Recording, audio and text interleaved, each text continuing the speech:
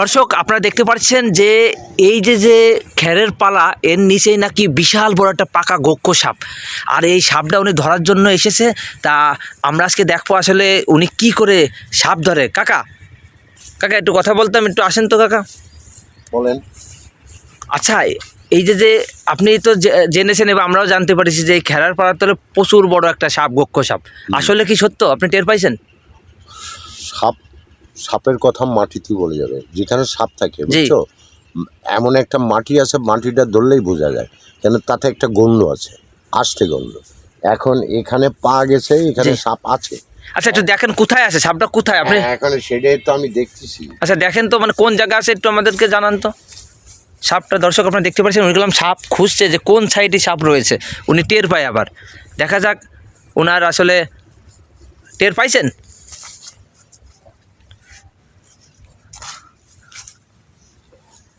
সহজে বেরোচ্ছে না।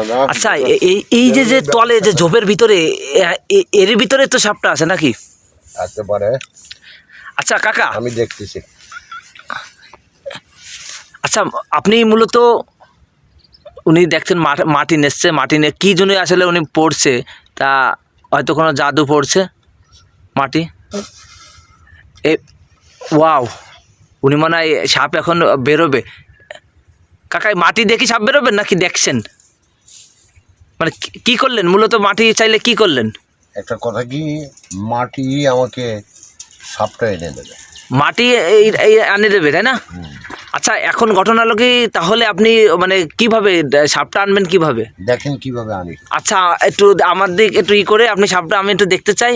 হ্যাঁ আচ্ছা আপনি তাহলে সাপটা আনেন, আমি একটু দেখতে চাই। আমার তো ভয় করছে রে বাবা, দেখা যাক উনি কীভাবে সাপটা আসলে বের করে, আমরা একটু দেখতে চাই।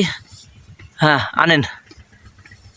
দর্শক আপনি দেখতে পাচ্ছেন উনি গেলাম সাপ আনার জন্য অনেক চেষ্টা করছেন এবং পুরো পাকা গক্ষ সাপ ওনার। উড়ে উড়ে বাবা, উনি দেখা গেছে, এই চলে এসেছে।